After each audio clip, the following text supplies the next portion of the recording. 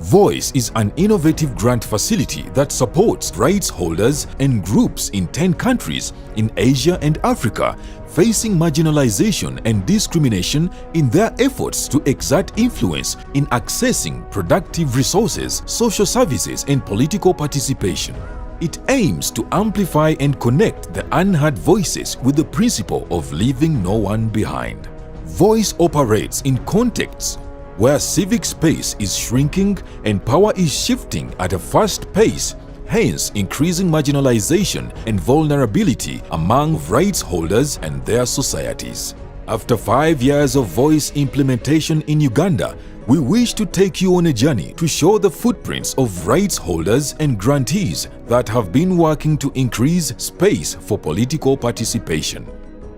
Center for Constitutional Governance hosts a consortium on reclaiming and protecting civic space in Uganda, and we work with the Corporate Institute of Uganda as well as the Human Rights Network for Journalists.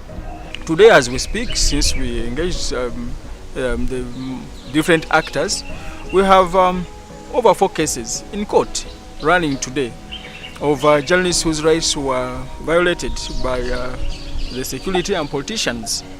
That is a milestone for us and the current project.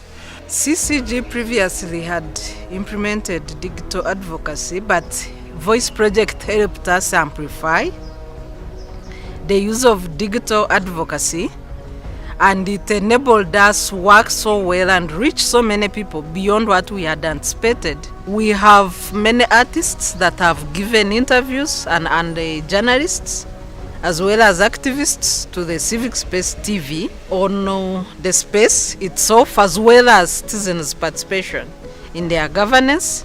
We have many engagements, especially the webinars that we do, where they actively participate and act as influencers for our work so that other citizens can know about it. So the response has been positive. Their interventions have resulted into development of a Civic Space Handbook to provide a one-stop information center for protection of HRDs in their work in a shrinking civic environment. Whereas over 70% of the Ugandan population is comprised of the young people, their participation in electoral processes is very minimal. This has disempowered them in making their voices heard and electing leaders who can articulate their issues in decision-making platforms. Sensitize Uganda's programming is premised around 5 key thematic areas of governance and accountability, of research and policy and advocacy, of economic youth empowerment, of leadership development, and of health and environment. One of the major key challenges that Uganda continues to face is the limited youth participation in civic processes, and more to speak, the political activities within the country. And we proposed Voice that we wanted to enhance young people's civic engagement, and Voice, of course, heard our cry, and it liked what we were talking about and ultimately supported us to enhance the civic participation of young people, especially the young people in secondary schools, to understand their civic responsibilities, to understand their civic rights when they are at a young age, before some of them become of the voting age. Sensitize Uganda took on the initiative to enhance secondary school students' civic participation through mock elections. The initiative empowered secondary school students with civic education as a tool to enhance their civic participation in the Uganda general elections in January 2021. We organized what we call presidential mock elections for students. We had different students coming up with different parties of their own. This experience taught me how to be very confident and very audible among a big sum of people.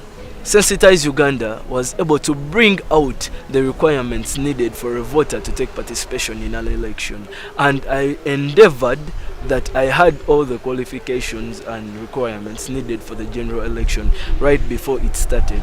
Therefore, we request and recommend to Voice support more engagements that are in the line of civic and political participation. Women's empowerment cannot be fully attained without political empowerment. Whereas Uganda has made progress in increasing women's political representation, there are capacity gaps that affect their effectiveness. We implemented a program in 3 districts, and our targets are women in leadership, but also women at different local level like VSLA groups, women at different leadership positions. What has happened with the Voice project, which is very unique to us, is we use a strategy that has really been uncommon, that is mentorship and coaching of women, and also caucusing at local level. Our target are women councillors, so what we did is train them in caucusing, because you understand their level of illiteracy. We have a problem with women level of education, and that has affected women participation at leadership level. We have seen men being able to appreciate women. We have seen men being able to respond to the needs of their families, and we have also seen men being able to support their women to join political leadership. As a result of the trainings that we conducted in the past year, we had 4 women who contested with men for the position of LC3, and they were able to go through because they mobilized fellow women to support for the female candidate. My recommendation to Voice or call is that critical governance issues should be funded on a long-term basis. Although the civic space is shrinking, our efforts are not wavering in creating spaces for civic participation among our rights holders. For nothing, for us, without us.